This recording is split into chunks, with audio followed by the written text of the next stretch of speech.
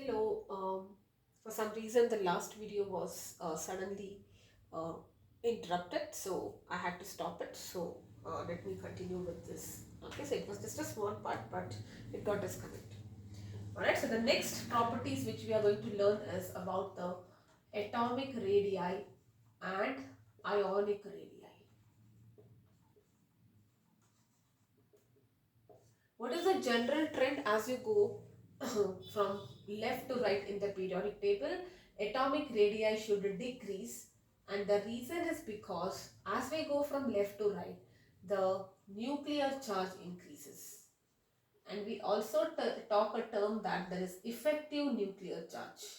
What is this effective nuclear charge? In the case of lanthanoids and actinoids, if you are talking about 4F elements and the 5F elements, as we go from left to right, the effective nuclear charge is increasing. The reason is because the 4F electrons and the 5F electrons, they are providing poor shielding effect. They are very useless shielders. Okay, it's as good as you have an umbrella with lots of holes. Okay, so no protection it's gonna give. So then now the nucleus can exert a greater pull on the electrons in the valence shell, and as a result of which we say the effective nuclear charge increases, atomic or ionic radii will decrease. And this decrease in the atomic radii from left to right in the case of lanthanoids is what we call as lanthanoid contraction. And this decrease in the atomic radii in the case of actinoids because of poor shielding of the 5F electrons, because of which the effective nuclear charge increases, and hence the atomic radii decreases. In the case of actinoid, it is what we call as actinoid contraction. Okay, and as a result of lanthanide contraction, what is the consequence? Okay, so if you look into the 3D, 4D and 5D, okay, so technically the size should increase as you go down the group, but they both are of the same size. The reason is because 4D is fine, it is greater than 3D if you go down the group, of if you're talking about a particular group element. But what happens when you're going to 5D? So in the 5D, the first electron is filled, that is your lanthanium, and after that it starts filling the 4F electrons. So by the time you have the next element, that is hafnium in the 5D series, just look at the 5D series. Okay, hafnium. So hafnium has 4F electrons which are poor shielders, because of which, though there is an increase because of the extra shell, that is compensated by the poor shielding effect or lanthanide contraction. So there is increase, decrease. So therefore, these two have comparable sizes. And mass wise, 5D elements have more mass. Sizes are same. That means 5D elements are more dense also. Alright, so that is about atomic radii. Next, let us talk about oxidation states. This is something that you should remember, most common oxidation state is +3. Alright, there might be +2 or +4 oxidation state, but they tend to come back to +3 state in the solid state as well as in aqueous solution. The reason is because of half-filled and fully filled stability. Okay. Now, if you are talking about cerium 4 configuration, cerium 4, cerium is the second element in the lanthanoid. Last century, you remember. So it has configuration of 6s square, 5d1 and 4f1. This is cerium.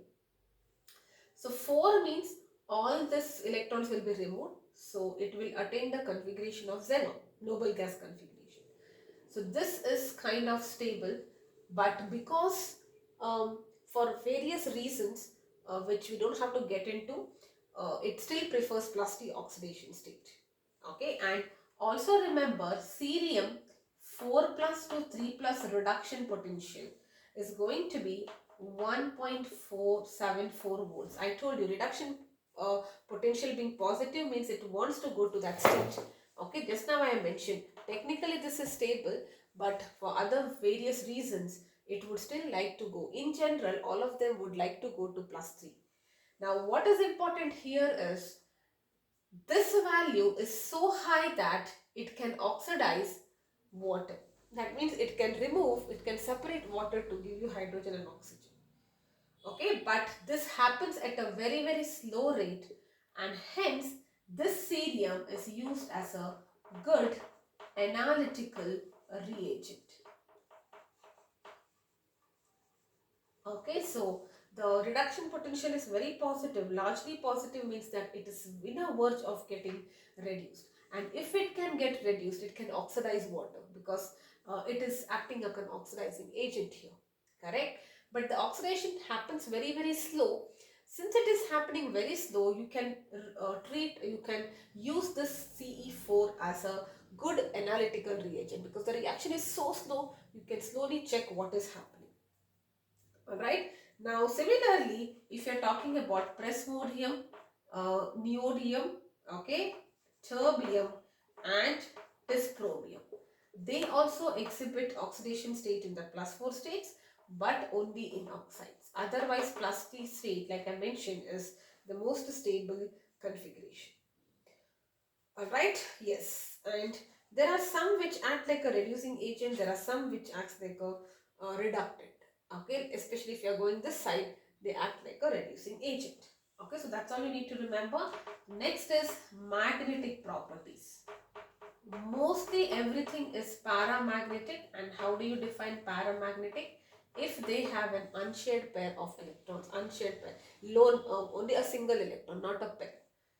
Not unshared, basically it should be unpaired. Okay, you have at least one unpaired electron, then it is paramagnetic, which means it is weakly attracted by an external field. Now everything is paramagnetic except, just remember this, the first element. What is the first element? Lanthanum in its 3 plus state and lutetium in its 3 plus state, first and last. The reason is because this has a configuration of 6s square, 5d1, 4f1. This has 6x square, 5d1, 4f14. Now if it loses its 3 electrons, it becomes more stable. Oh, this is 4f is not there for lanthanum, sorry. Yes. And if it removes the 3 electrons, this is fully filled and this is noble gas configuration. That's the reason, except for these two, everything else is paramagnetic. Alright, now the color. Now the color again, the color of the ions is complementary. That means if you have something in 4f2 and 4f12, that is 14 minus 2, they will have the same colors. Alright, so that is what you need to remember. Okay, that's it about this. Now let's talk about the chemical reactions.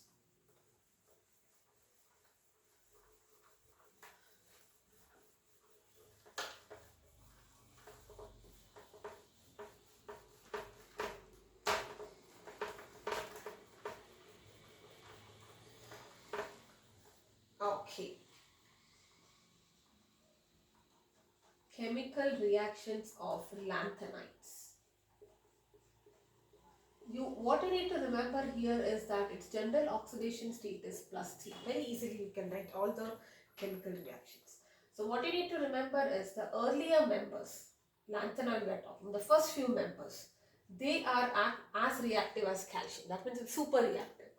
And if you go towards the end, they are a little not much reactive, just like aluminium. Alright, now what we will try to write the basic chemical reactions. You don't have to remember the reactions, you just have to know what will be the product. So if you have this lanthanide, or let me write lanthanide, in all the lanthanoids in general can be written as Ln.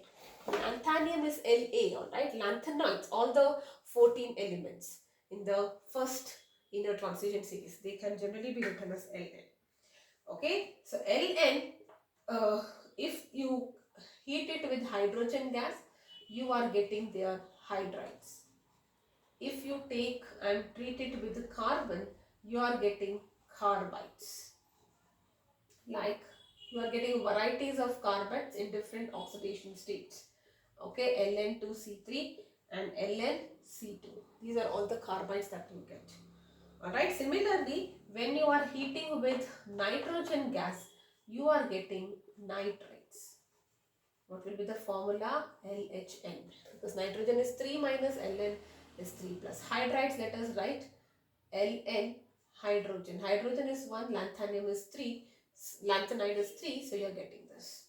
Lanthanoid plus sulfur will give you sulfides, which will be LnS3 and 2, Ln2S3. That will be the general formula. Alright, lanthanium plus oxygen, that is burning, will give you oxide. Okay, so lanthanoid oxide. That's what you get. If you make them react with dilute acids, they displace hydrogen gas. If you treat them with halogens like chlorine and other things, you will be getting their chlorides, especially halides in general.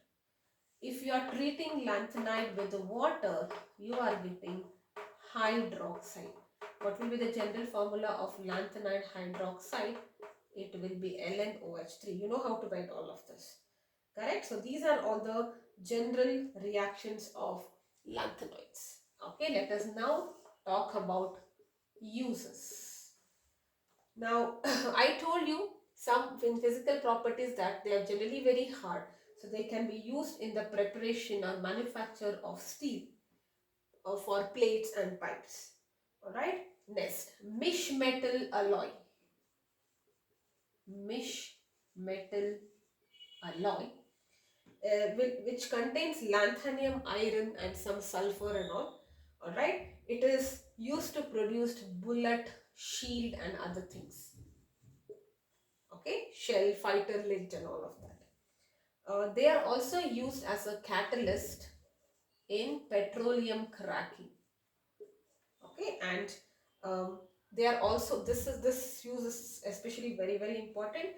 Some of the lanthanoid oxides as used as phosphors in TV screen, phosphorescence effect, okay, and fluorescent effect. So they can use in fluorescent lights wherever you have. This is a technology of display technologies. Alright, so phosphorus TV and fluorescent TV. Okay, so these are the uses of lanthanoids. That only the last point they might ask. Otherwise, even the reactions you don't have to remember. It is as reactive as your metals. Just have to remember their common oxidation state is +3. That's all.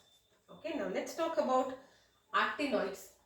General appearance is silvery, just like your lanthanoids or in general about silver also. What will be the oxidation state? Again, they will have a common +3 oxidation state. The elements in the first half of the series will exhibit, if you're talking about the first half of the series, they might exhibit a higher oxidation state. For example, the maximum oxidation state from thulium might increase. Okay, so like for example, for TH, it will increase from +4 to +5 to +6 and +7. It can exhibit various oxidation state. Alright, but later on it kind of decreases. So up to half the oxidation states will increase. Alright, just like lanthanoids, their common oxidation state is +3. Even if they go to +4 state, it will try to go back to +3 state. Alright, so let's now talk about the chemical properties. Chemical properties, again very highly reactive. If you this is very important, you take actinoids and you put boiling water. They're so reactive that if you put boiling water on it, the water will get it will undergo a reaction to give you an oxide and a hydride. You'll get that corresponding actinoids, oxide and hydride. Okay. Hydrochloric acid, general reaction is there. It displaces hydrogen gas. But nitric acid, it is not much reactive. Alright, that is what you need to understand. So what will be the common features you need to know? Both have plus 3 oxidation states, lanthanoid and actinoids. Both are highly electropositive. Plus 3 means that it is electropositive, reducing agents, because they have a tendency to lose 3 electrons and become positively charged. Okay, they have mostly they are paramagnetic, except those La3 plus and Lu3 plus, and they are having colored ions, and both of them will show a steady decrease in their ionic and atomic radii along the series. Correct? Now, in general, that is it about actinoids. In general, what will be the importance of D and F block? Okay, so if you combine D and F block, what are the uses, importance? If you are talking about metals like chromium, manganese, nickel, they are used. Okay, importance, let me write. Chromium, manganese, nickel, they are used in making alloys like steel. Along with iron, you kind of have these as the impurities. Alright. Titanium oxide is used as a white pigment, whereas manganese oxide is used in dry cells. Dry battery cells, they use this manganese dioxide. And then zinc, cadmium, nickel are used in special types of batteries. Okay, your copper, gold, silver, they are used in jewelry, so I will not write that. And your common nickel, platinum, palladium, they are used as catalyst.